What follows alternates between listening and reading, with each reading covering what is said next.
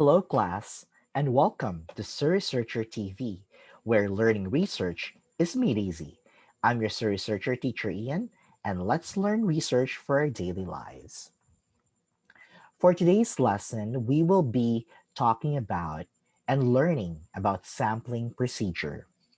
Now, this is one of the most critical phase or critical process in research because if the researcher will not be able to properly select the sample from the population or the sample that will represent the data of the research, then everything on the gathered information or the gathered data from the research will be invalidated and will not serve as a valid evidence. So, um, sampling procedure usually comes together with your data gathering techniques or your data gathering procedures. And before we do the actual data gathering, this process or this aspect of research is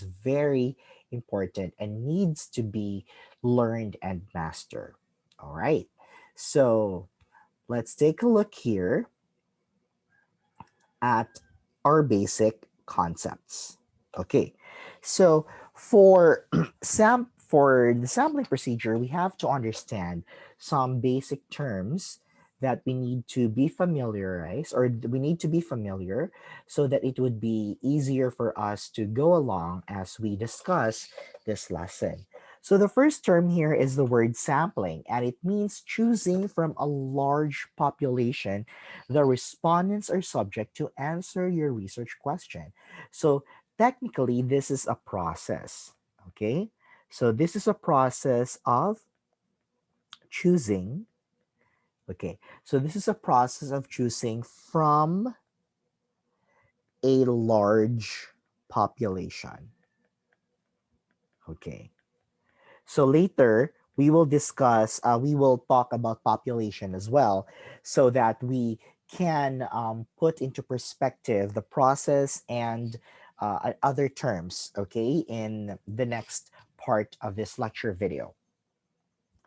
Okay, now, the entire population is involved, but remember that your research study, you only choose a part of the whole.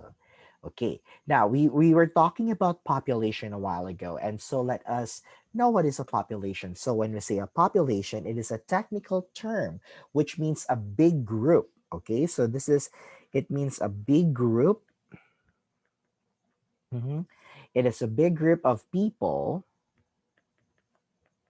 where your research is targeted towards or where your research is inclined to. Okay, so a big group or a large group of people, or if not people, it could be let's say organisms or other living things that you wanted to study on, but this is a group of your target, the target, okay, a big group of your target for your research. Okay, a big group of people where your research is targeted to.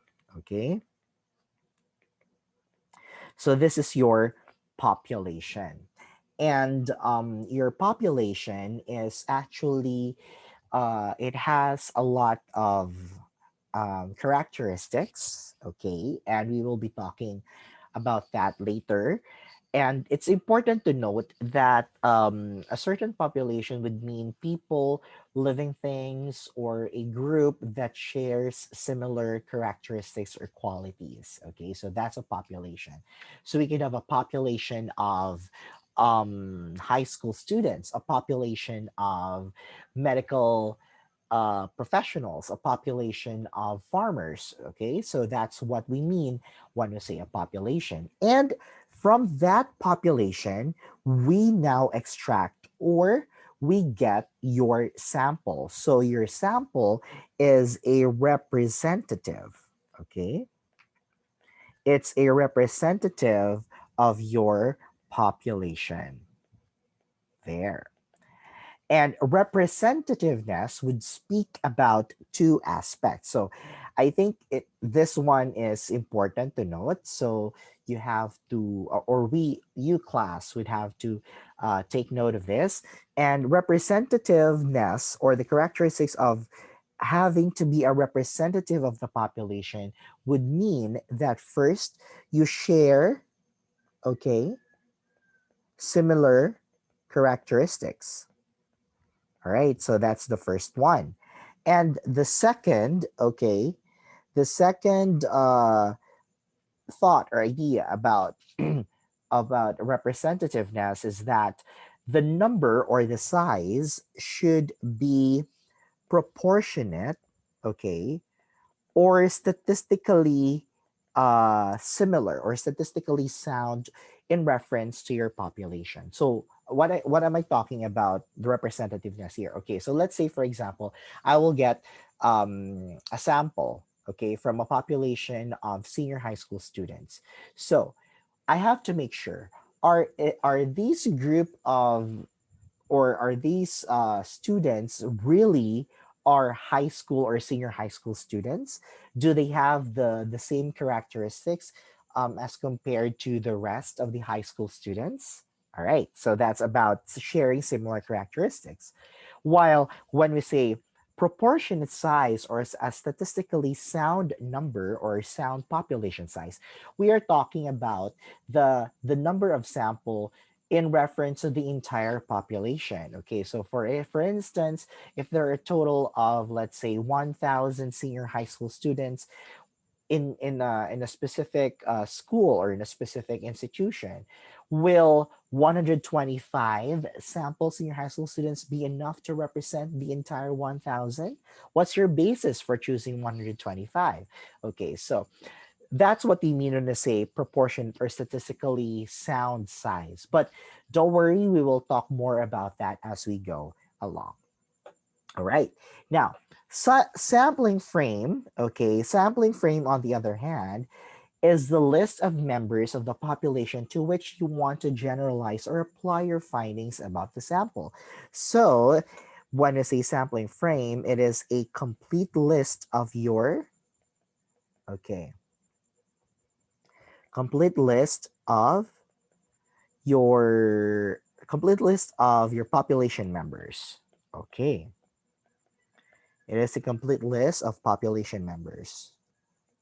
And your sampling frame can come in handy later on as we talk or discuss about other aspects of our sampling procedure. Okay, and the sampling unit here, all right, the sampling unit is the term referring to every individual in the population. So, individual in the population is your sampling unit. And your sampling plan is a detailed outline to which your measurements will be taken at what time, on which measurements, and on what material or in manner. So basically, your sampling plan talks about your detailed, okay, sampling procedure. Okay, there. So those are the important terms that we have to take note, and we will be probably will be encountering them as we go through our lecture in a while. Okay, so now I want to share a very important, or probably not really very important, but this is a helpful guide. These are the steps involved in developing a sampling plan. And just like your data gathering procedure or your data collection, y- your sampling will require a step-by-step procedure. And how do we do that? So number one, we need first to identify the parameters to be measured, the range of possible values, and the required resolution. So your inclusion criteria, this is where, okay, I would like to point this out, that we can have here, oh, sorry, okay. we could have here your inclusion criteria.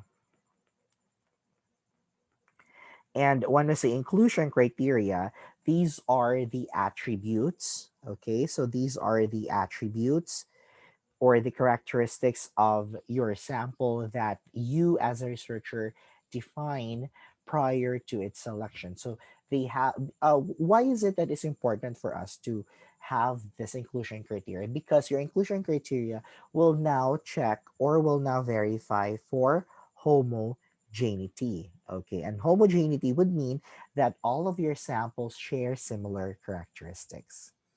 Okay.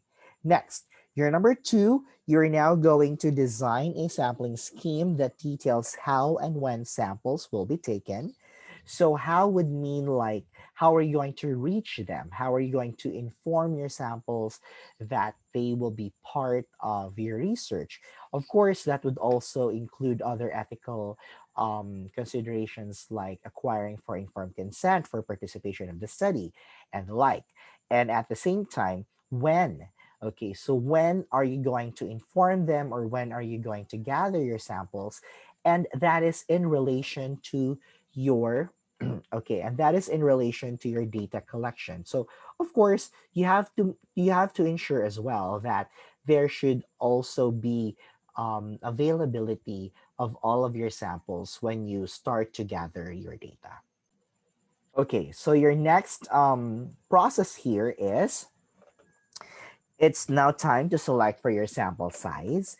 Now, later we will be talking about various ways or different techniques on how we can establish or identify your sample size. And yeah, that's part of your sampling plan.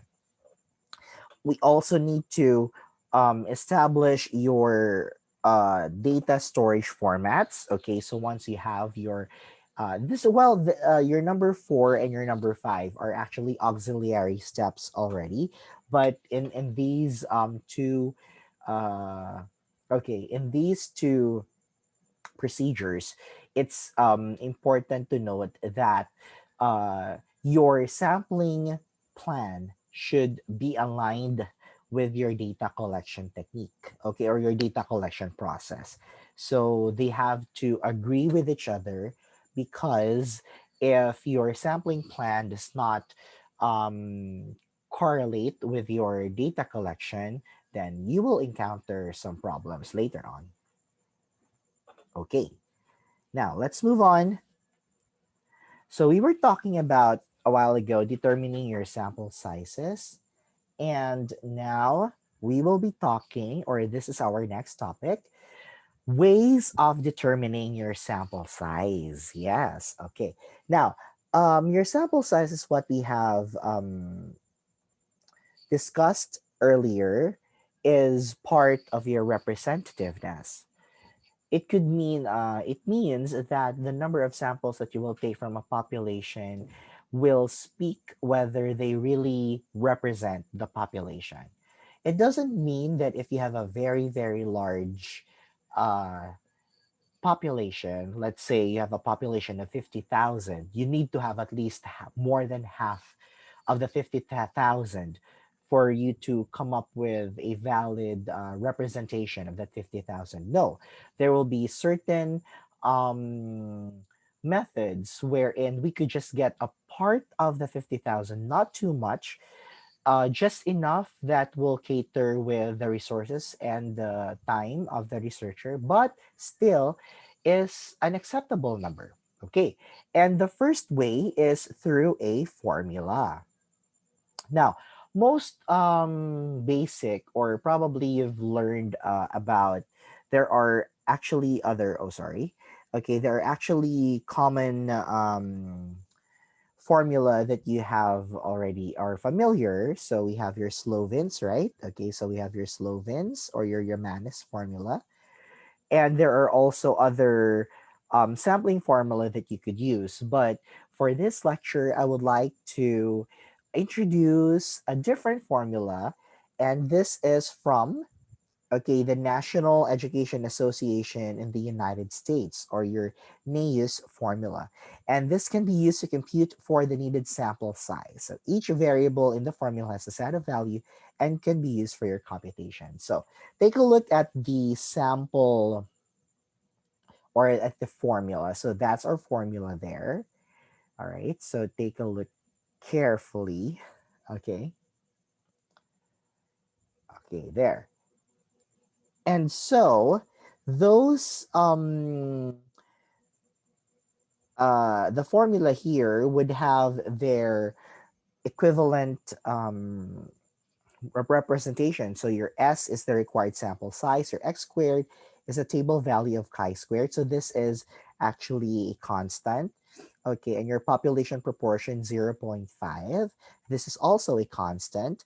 And the degree of accuracy expressed as a proportion, or your letter D, is now your margin of error or your alpha value. So this would now depend on the researcher. So in most social researches, we use the 5% margin of error, okay, or 95% degree of freedom. All right. So in here, your 0.05, or your margin of error, uh, it's not okay. It's not constant. So this one, your D here, will still depend on the preference of the researcher. All right. So for your exercise, I want you guys to try this one. So find the sample size for a population of okay, a population of 1525 at 0.05 degree of accuracy. Okay. And please comment down below your answer, and let's see if you really got it right. Okay, there you go. Now, I would like also to emphasize that your formula is only, you can only use your formula for definite population. Okay, definite population. Oh, wait, sorry, I forgot. Let's go back on top. Okay, this is also important. Your population and your sample. Your population is represented statistically with a big letter N. So this is your population, while your sample is represented with a small letter N. Okay, so that's just a simple recall of your statistics concepts. Okay, so let's go back here.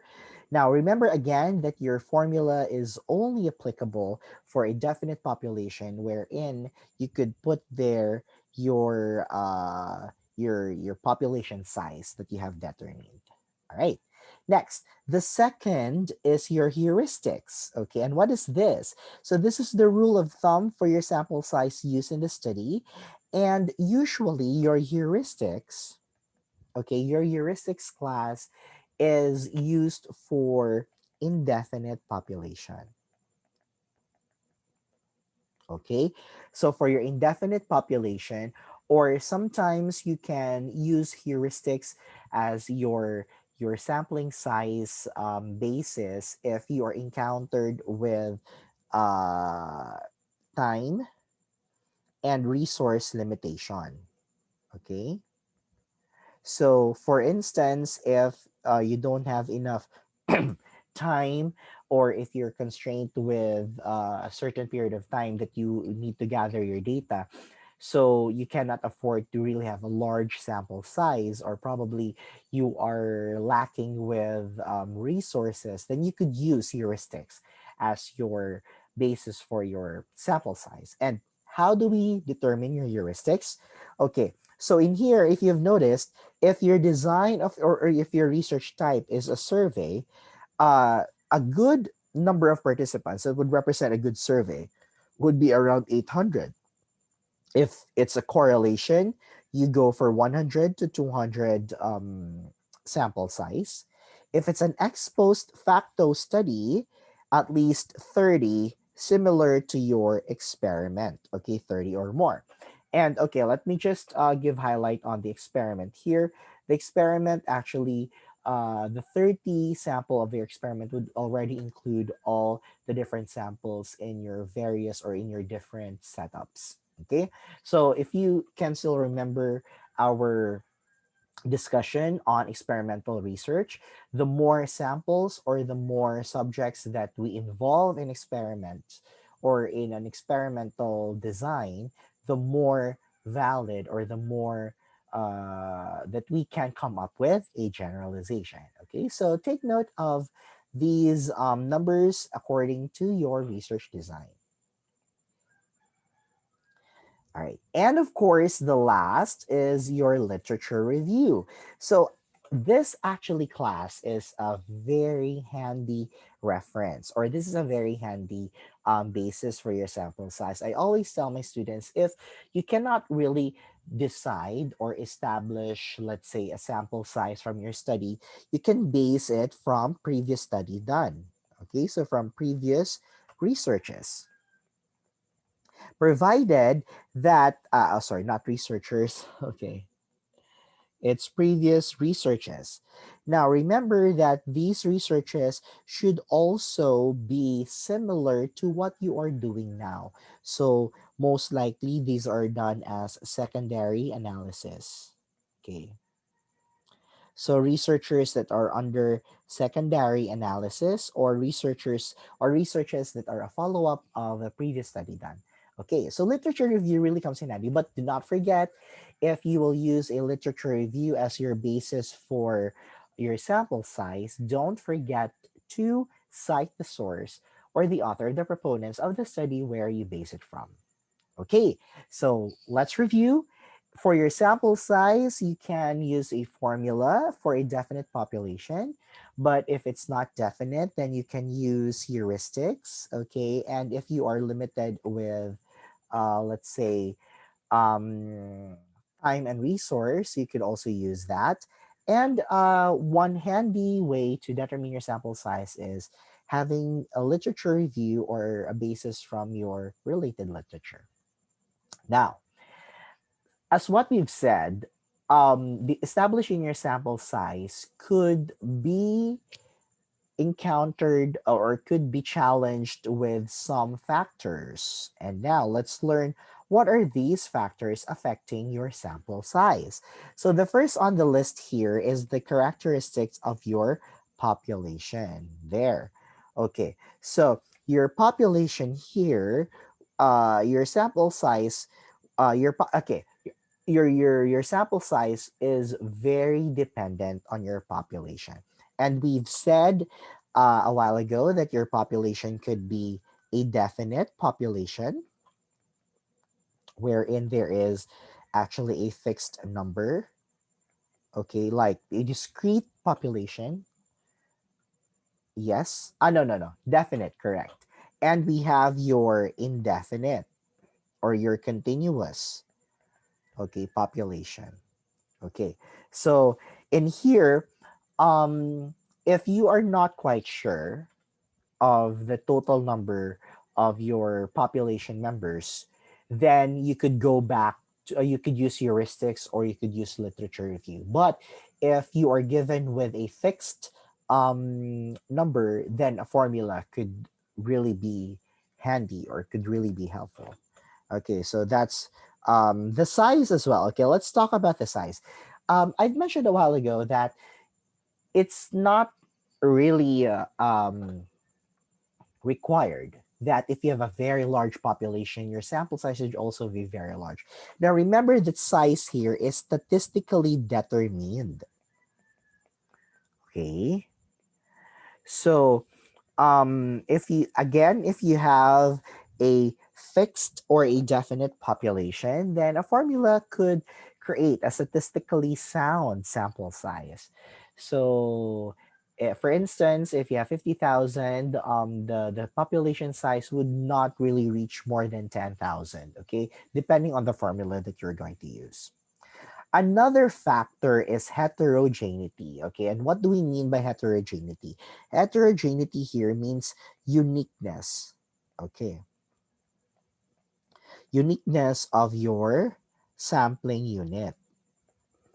Now, remember that even though okay, your members of the population share similar characteristics, there would always be distinct attributes that would separate them from the rest. And these distinct attributes or characteristics could confound your results later on. So in determining your sample size, you have to make sure that all of your samples share similar characteristics. And this can be counteracted by a by a well established inclusion criteria. All right. So this is what we were talking about a while ago. So your inclusion criteria is a set of attributes that you use in order to determine which uh, what members of the population you're just going to include. Okay. Another one is your statistical techniques. Okay, so your statistical techniques here. Now, it depends on your statistics, but your sample. Okay, actually, all right. So let me do it one more time. Your statistical technique, actually, class. It's not exactly the considered before. Usually it is considered before and after. What do I mean? Okay, your statistical technique here is followed up, it started off with your sampling formula. Okay, so this is first determined by your sampling formula. And then later on, this is now supported by your data analysis.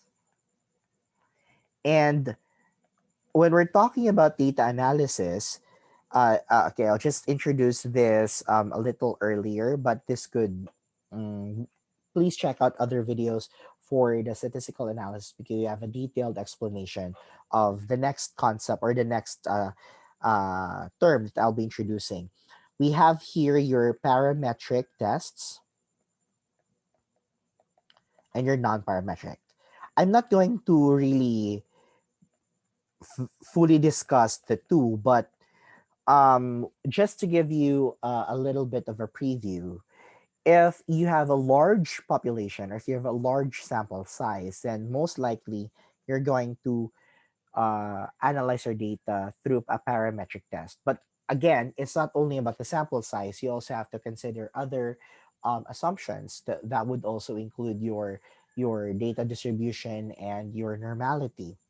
And you use your non-parametric if likewise. So if it's just less than 30 or you have a very few sample size and your data does not reach or does not possess a normal distribution, then you're good for non-parametric test.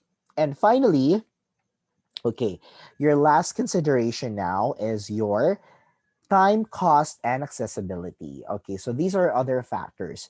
Time is important because remember, data could be affected if it's not gathered at exactly the time that you wish to. Also, here you're talking about the period of data gathering. Okay, the cost would also be important. Why? Because for the cost, if you have a very large sample size, that would mean that it would be more expensive. So the higher your sample, the higher will be your expense.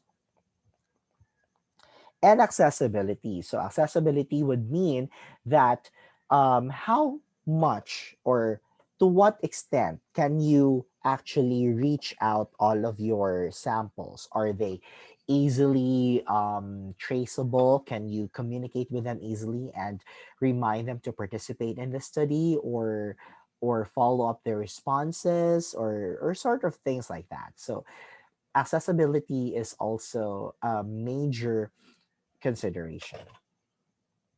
Yes. Now let's proceed to your sampling methods. There. For your sampling methods class, there are actually two major classification. We have your probability sampling and your non-probability sampling. Okay. So these are opposite techniques. And what makes them really distinct with each other is your randomization. Okay. So in here, we have to take note of this element. It's your random selection. Now, which do you think between your probability and your non-probability carries a random selection? Is it probability or non-proba? All right. So random selection is present under your probability sampling, while this is not present under your non-probability sampling. Now let's clarify random selection. What do we mean when we say random selection? Random selection means that there is an equal chance of selecting the sample from your population, which means that the researcher did not handpicked, okay, the samples, and it's the researcher relied into pure chance in terms of selecting the samples from the population. What is the advantage of a random selection? So, a random selection would mean that you are avoiding bias, so therefore you could come up with authentic results or authentic data. Unlike in your non-probability sampling, if there would be some biases, you would expect that the data that you'll be gathering would have less validity because of other or some extraneous variables that might affect. So there is some issue with internal validity in your non-probability sampling. And so let's start with your probability sampling. So the first one here is your randoms or simple random sampling. So this one is the easiest and probably the most familiar probability sampling that we know. So another name for this is your lottery or your fishbowl technique. Okay.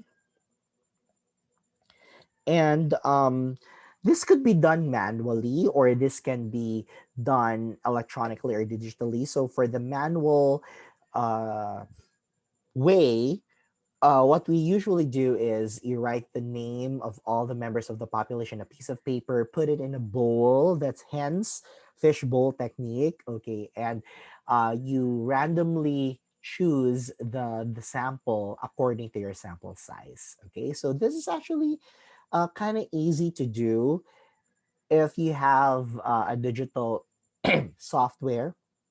You can put all the names or encode all the names of the members, set your sample size, and let the software provide you with all the names of your selected sample.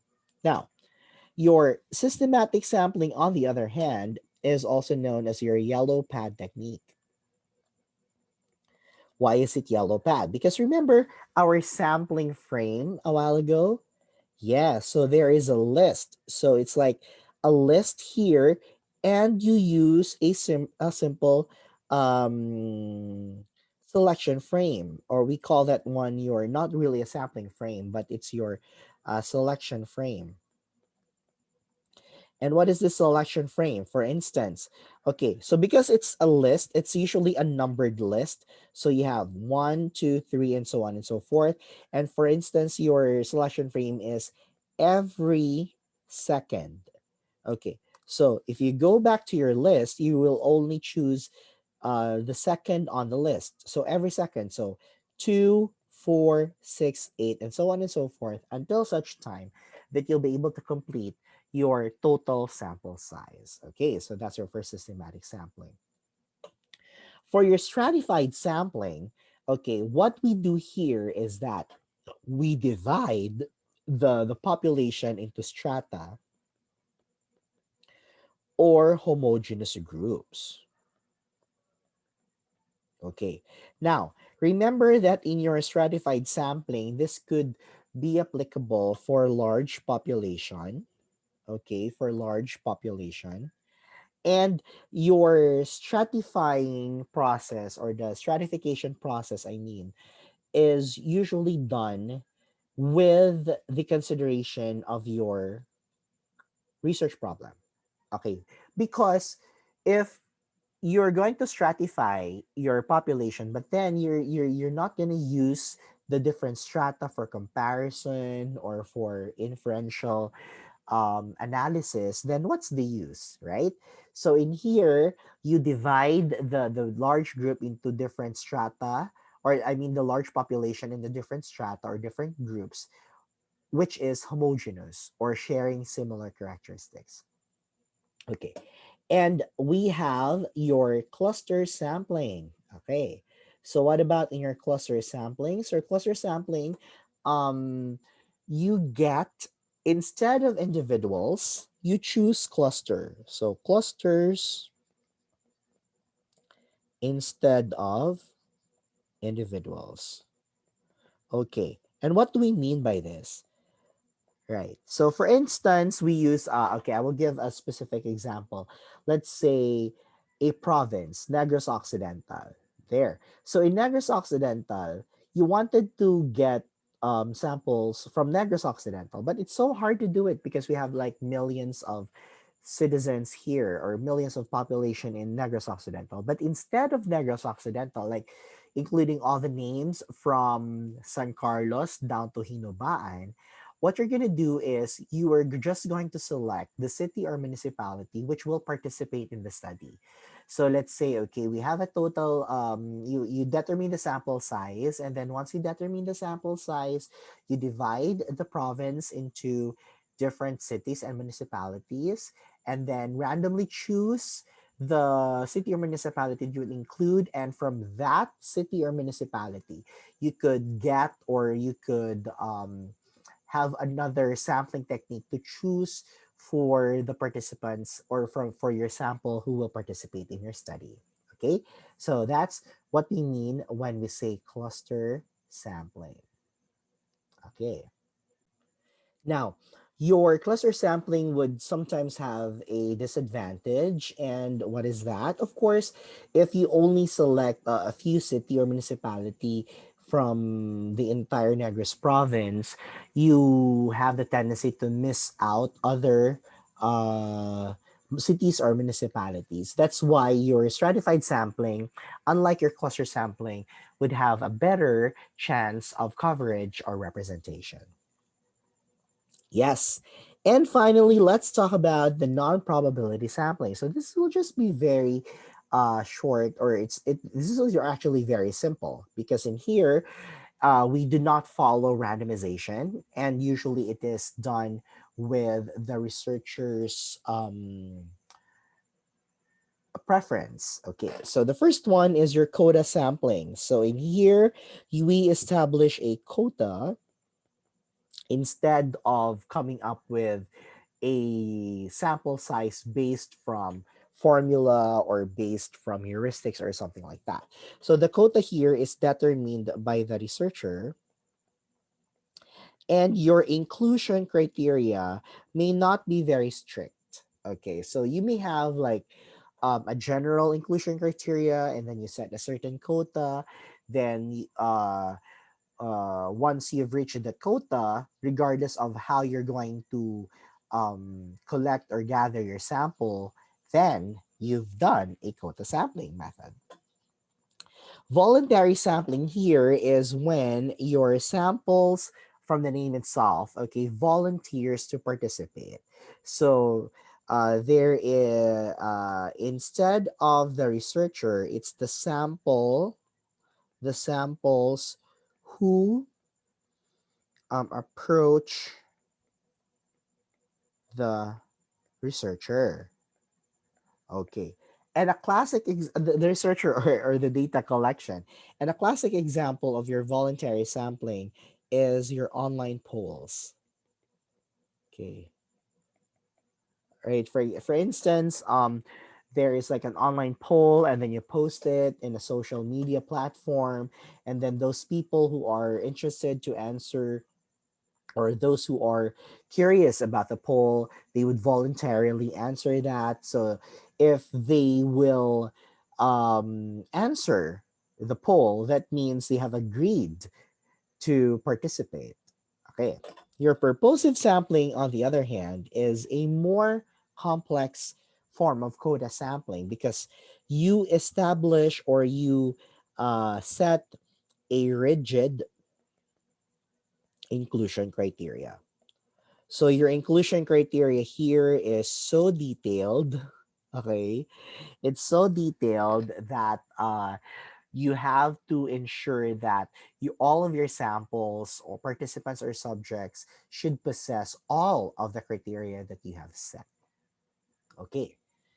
And we have your convenience sampling, also known as your availability. Okay, availability sampling.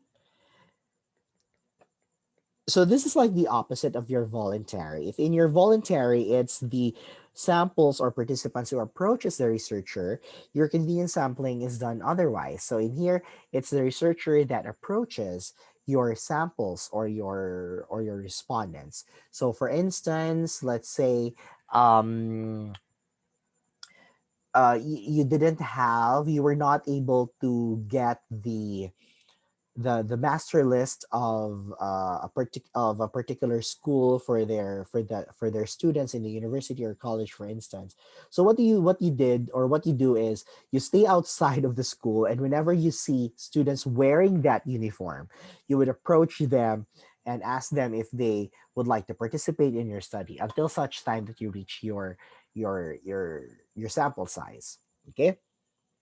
And the last one is your snowball sampling, also known as your network sampling. Okay, so it's a higher version or a more, let's say, a more extensive version of your convenience, because in here it's just like a networking. Okay, so you start with sample one, for instance. You have your sample one, and then you ask your sample one, okay, sample one, can you find or can you bring me two samples, or can you invite two of your friends to participate? So you already have your sample three and sample two, and then those two people that sample one invited would also bring two more, until you do that continuously until such time that you reach for your sample size. Okay, so that's a snowball sampling. But remember, your snowball sampling would also require inclusion criteria for you to ensure that all of those samples that participate actually have or yeah, have the attributes that you are looking for. Now, before we wrap up everything, I would just like to emphasize that your non-probability sampling is both applicable in your quantitative and qualitative research. Okay, but most of your but your qualitative research does not employ a probability sampling. Okay, so take note of that, class. Non-probability sampling can be applicable to both quanti and qualitative, but qualitative could not use a probability sampling. Okay, there you go. So I do hope that I have given some sort of enlightenment, or I hope you learned something from our video discussion or lecture discussion today. And if you have any questions, clarifications about the concept, please feel free to comment down below, and we will address that with upcoming videos in the future. So once again, this is your Sir Researcher Teacher Ian saying thank you and class dismissed.